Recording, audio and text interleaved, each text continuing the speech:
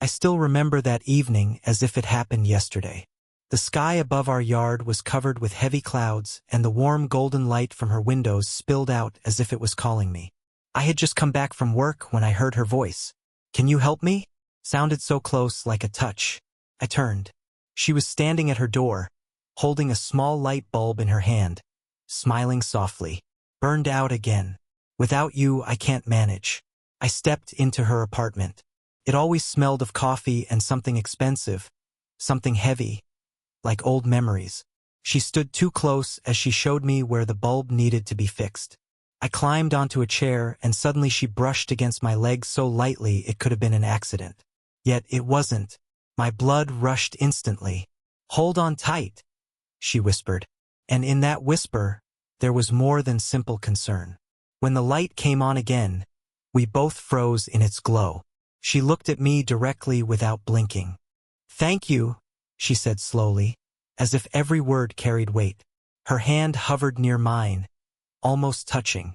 My heart was pounding, and for a moment, I felt that 1 second more, and I would lose control. Forget everything but her. "Ta?" she asked casually, as if to dissolve the moment.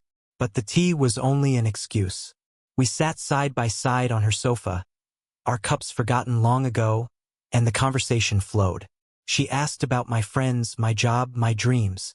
While her knee brushed against mine from time to time, it was so unintentional yet dangerously deliberate. I realized I wasn't even hearing my own answers. I was watching her tuck her hair behind her ear, the way she smiled when leaning closer. At one point, she leaned in so near I felt her breath. "Are you always this serious?" she asked, her eyes fixed on mine. I wanted to answer with a joke, but the words stuck in my throat. She was watching me, waiting, as if testing me. There were only inches between us. I knew just a little closer and the boundary would vanish. My fingers twitched. I almost touched her hand, but I pulled back. She noticed. Her smile changed, still warm, but with a shadow of disappointment. "You're a good boy," she said, and those words hit me harder than a kiss would have.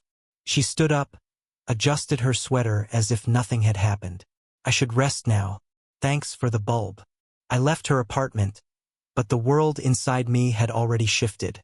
I could still feel her eyes on me, even through the closed door. Only one thought echoed in my head. A moment more and it would have happened. But once again I hesitated. Back then, I didn't know this hesitation would become my greatest curse. The next evening, she knocked on my door. I almost didn't believe it when I opened. There she stood, holding 2 cups of tea as if it was the most natural thing. "I made too much," she said, her tone casual, but her eyes sharp, searching. "Come over. Don't let it go to waste." Her apartment glowed with soft lamplight. I sat on the sofa.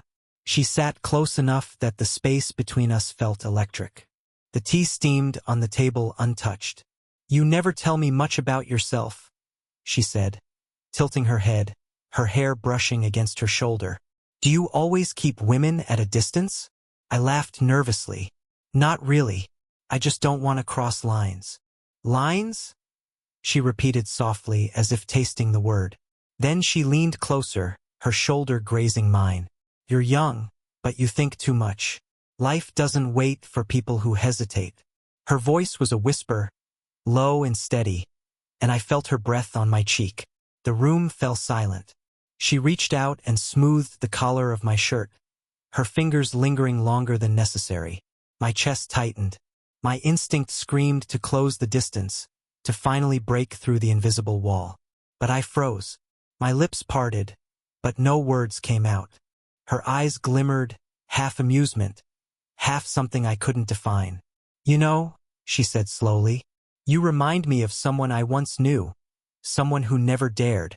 She drew her hand back, deliberately slow, as if testing whether I would stop her. "I didn't." "Why are you doing this?"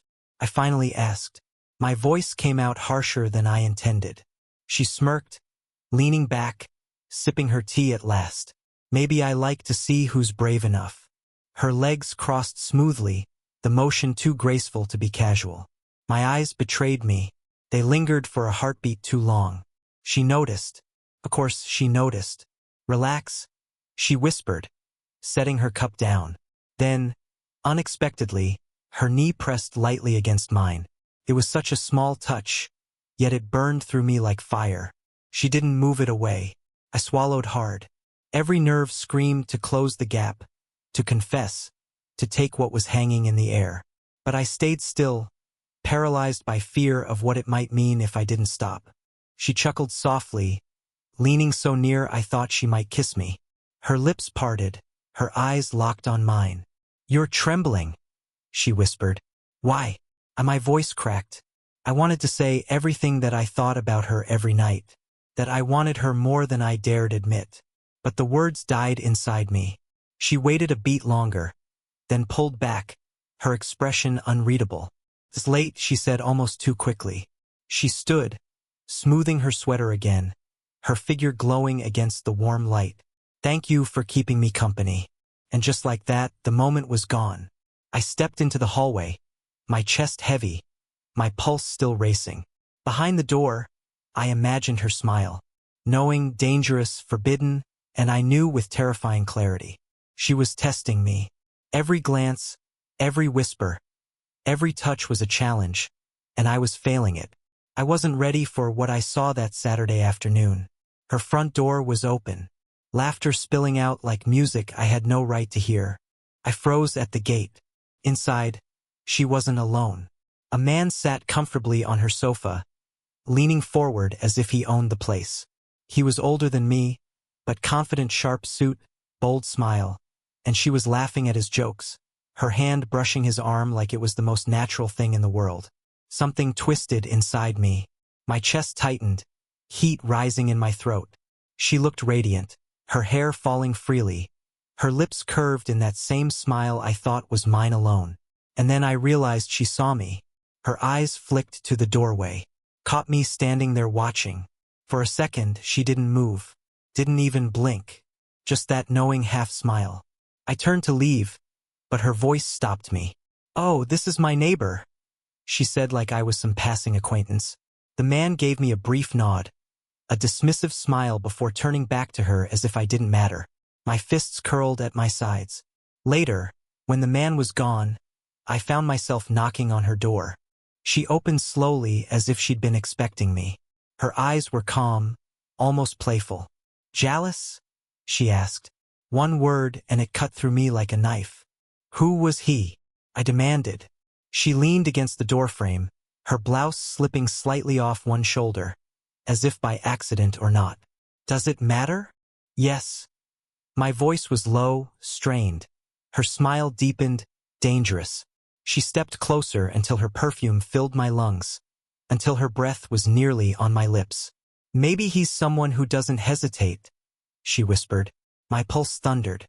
I wanted to pull her close, to prove her wrong, to erase that smile with something she couldn't deny. My hand twitched at my side. One move and everything would change. But I froze again. Her eyes searched mine as if daring me. Then she chuckled softly, almost pitying. "You see," she murmured, always so careful. She brushed past me, her shoulder grazing my chest, and the contact was enough to make my skin ignite. I turned desperate. "Do you want him?" The words burst out before I could stop them. She stopped in the hall, half turning, her silhouette framed in the warm light of her apartment. For a moment, silence. Then her lips curved into that unreadable smile. "Do you want me?" The air was thick, suffocating. I opened my mouth, ready to say yes, to finally confess. But my voice failed me. The words never came. She laughed quietly, shaking her head, and walked back inside, leaving the door ajar. An invitation, a trap, a punishment. I stood there trembling, knowing that every second I hesitated. I was losing her, and worse, she knew it too. It was past midnight when I saw her again. The storm outside had left the air heavy, the street glistening with rain. I was walking home when I noticed her window glowing faintly, the curtain half drawn through the thin fabric. Her silhouette moved slowly, graceful, hypnotic. My chest tightened. I should have looked away. Instead, I stood frozen, my heart pounding with the same dangerous rhythm I knew too well. Minutes later, A knock rattled my door. I opened it, startled. And there she was, barefoot, her hair loose, her sweater slipping off one shoulder. "Sorry," she whispered. "Not sorry at all. I need a hand." Something heavy in the living room. Her apartment was dim, lit only by the amber lamp in the corner. She guided me to the center of the room, her hand brushing my arm as if by accident. "That cabinet," she said, pointing. But her voice was softer than the request deserved. Almost teasing, I lifted, pushed, shifted the furniture, but my focus was elsewhere. The way she stood close enough that her breath grazed my neck. The way her fingers lingered when she steadied the edge with me. The cabinet hardly mattered. The tension filled every corner of the room. When the task was done, I turned and she was right there, inches away, her eyes locked on mine, unreadable, daring. Neither of us moved. The silence stretched until it was unbearable. "Why are you shaking?" she asked finally, her voice low, almost mocking. "I'm not." My words came out unsteady, betraying me. She tilted her head, a slow, deliberate motion, her hair sliding over her shoulder. "You want to," she whispered. "But you won't." I swallowed, my throat dry. "You don't know that." Her smile deepened, half smirk, half challenge. Then she reached forward, her fingertips grazing my wrist, trailing up my arm, so light it burned. Every muscle in me screamed to close the distance, to end the torture of this game. My hand twitched, rising as if to catch hers, then froze in midair. She noticed. She always noticed. "You see," she whispered again, leaning so close I could see the faintest line of her lips, hear every breath. For one suspended heartbeat, the world stopped. My lips parted, ready finally to erase the line between us. And then she stepped back. Smooth, effortless, cruel. "Thank you," she said as if nothing had happened. "That cabinet's been bothering me for weeks." I stood there, my pulse hammering, my body still trembling from the nearness of her. She smiled softly, walking toward the hallway, her silhouette swallowed by the shadows. "Good night," she called, her voice drifting back like smoke, leaving me alone in the dim glow of her living room. The door closed behind me, but the air still carried her presence, her perfume, her challenge. And I knew if I didn't act soon, someone else would. But even as I swore to myself, I felt the truth sinking in. I was losing her second by second because of the one thing I couldn't control. My hesitation. The night of her birthday, I finally gathered the courage. I told myself, this time, no more hesitation. The street was alive with muffled laughter and music spilling from her open windows. I could see people inside, glasses raised, her smile brighter than ever. She was radiant, the center of the room. And he was beside her, the same man, confident, certain, his hand resting far too easily on her back. I forced my way through the crowd of neighbors, my chest burning, my mind screaming. She saw me immediately, her eyes widened, then softened. But she didn't step away from him. Instead, she leaned closer to whisper something in his ear, her lips brushing near his skin. My stomach twisted. Later, when the music softened and people drifted away, I found her on the balcony. The night air was cool, the city lights stretching endlessly. She stood alone, one hand on the railing, her hair catching the glow of the street lamps. My heart pounded. This was it. Why him? The words burst out of me, raw, desperate. Why not me? She didn't turn at first. Her shoulders rose and fell with a sigh. Then she looked over, her eyes locking onto mine. Steady, calm, devastating. I stepped closer, almost close enough to touch her. The air was heavy between us, thick with everything unsaid. "You know why?" she whispered. "No," I said louder than I intended. "I need to hear it from you." For a moment, silence. Then she moved closer. So close her perfume enveloped me. So close my hand brushed against hers on the railing. I thought she might finally choose me, finally break the unbearable distance. Instead, she leaned to my ear, her lips barely grazing the air between us, her voice like fire. "Because you hesitated." The words shattered me. They weren't cruel. They weren't cold. They were final. My chest hollowed out. I wanted to speak, to beg, to say that I wouldn't hesitate again, that I was ready now. But I saw it in her eyes. The decision had already been made. Behind us, I heard him call her name. She turned, her expression softening for him in a way I had prayed it would for me. She slipped past me, her hand brushing my arm one last time, a touch that felt like both mercy and punishment. And then she was gone, her figure retreating into the glow of her apartment, into his waiting presence.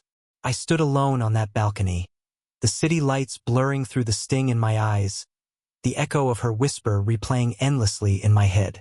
Because you hesitated, that was all it took to lose her. Not fate, not timing.